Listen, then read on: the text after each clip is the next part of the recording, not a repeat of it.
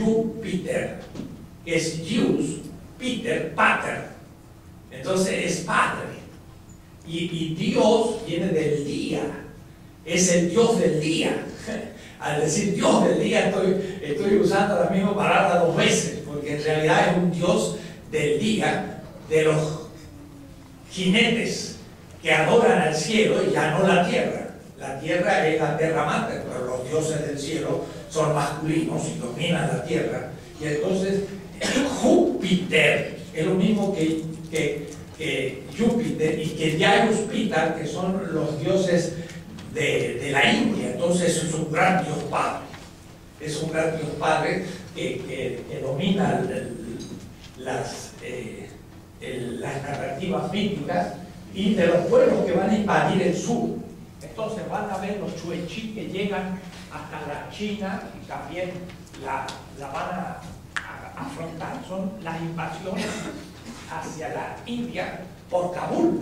Entonces el Himalaya, claro, va a ser siempre un obstáculo tremendo en los grandes ríos de Indochina. Entonces, esta región cultural se va a comunicar con la India teniendo que pasar por el desierto del sur, que está en China, y desde el norte del Himalaya entrar por Kabul y ir a la India, y son las invasiones.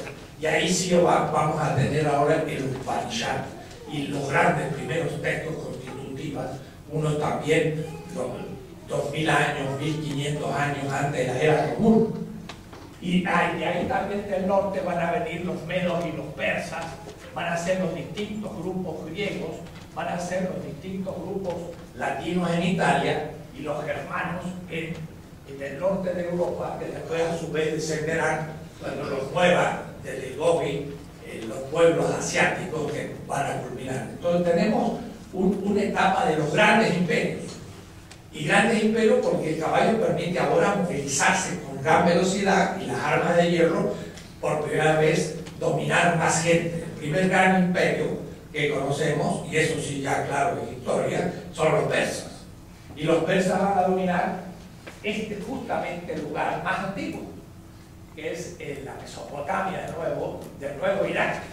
Y entonces los persas van a estar en el centro de ese gran disco que es el continente asiático, afro-mediterráneo, que llamo yo, no europeo porque no existe Europa todavía, y además porque Asia va a ser siempre el peso de la historia hasta aún.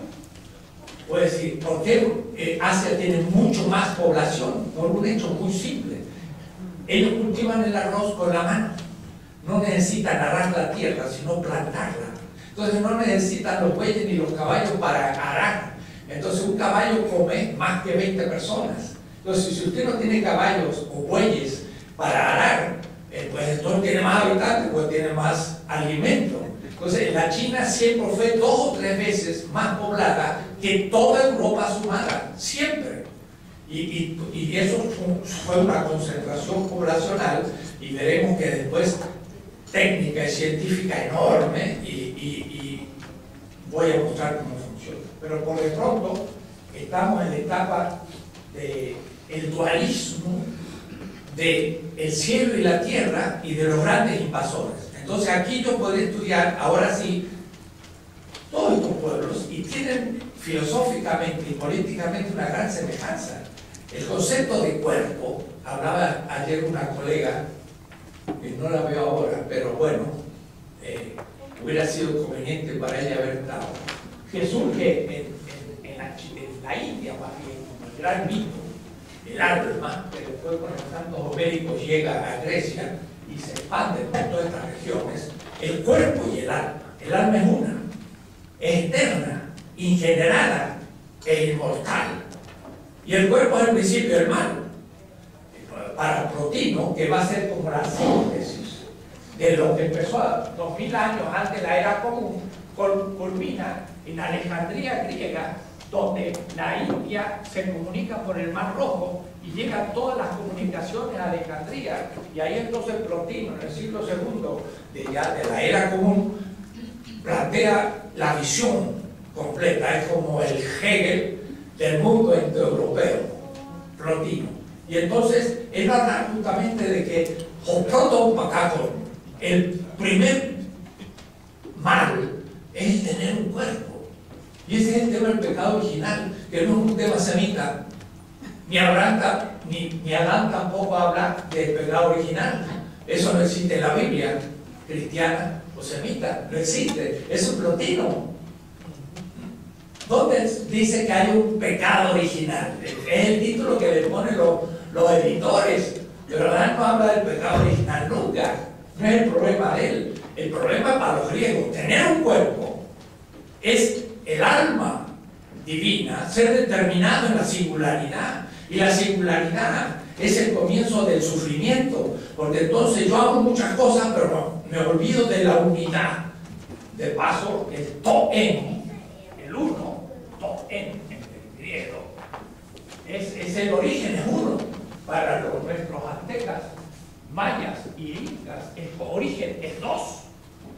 Y ese dos aquí es también el dos de la China en el principio del Tzar, que son dos principios, masculino, femenino, y no hay un padre, sino que hay una pareja originaria, y todo es dual.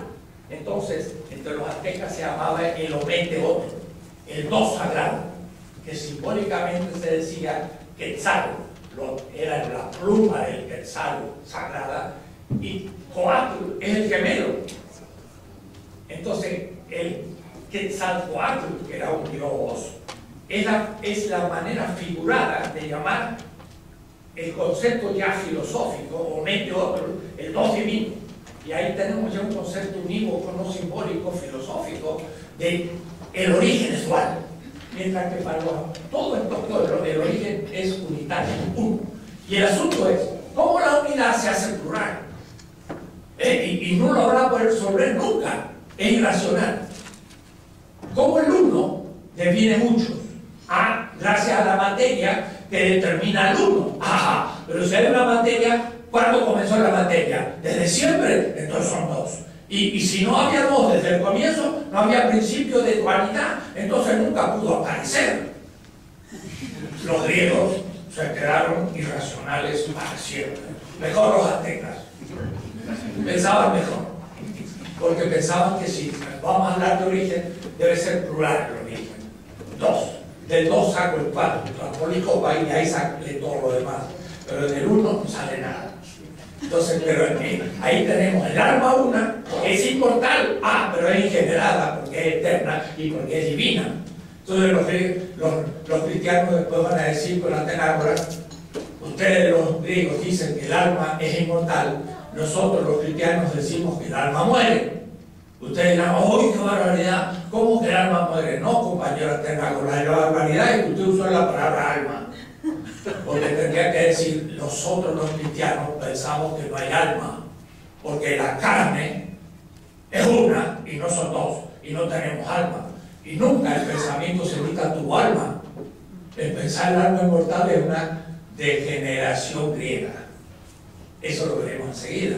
Casi todos los cristianos pues, son heréticos, diríamos así, o no saben lo que es cristianismo, porque no se dan cuenta que el verbo se hizo carne. Significa que la exterioridad crítica se hizo humana. Pero entonces hubo un Apolinario en el segundo siglo que creyó que el verbo se hizo cuerpo, pero entonces no tenía alma. Y esa es la herejía apolinarista en la que están casi todos los cristianos. Porque creen que había un cuerpo y un alma. Entonces yo, materialista y semita, no creo en el alma, porque somos unitarios. Pero entonces no hay inmortalidad del alma como para los griegos, hay resurrección del muerto como para los egipcios. Y eso es lo que va a quedar como mito para el filósofo y como creencia para el creyente. Pero en los dos casos, el mito hace que la vida tenga otro sentido. Porque si el cuerpo es el origen del mal, ¿para qué le voy a dar de comer al cuerpo? ¿Para qué le voy a dar de beber? ¿Para qué lo voy a vestir? Eso no tiene ningún sentido y ninguna ética de los romanos, helenistas, persas y demás van a decir, dale comer al hambriento. ¿Para qué? Para aumentar la vida.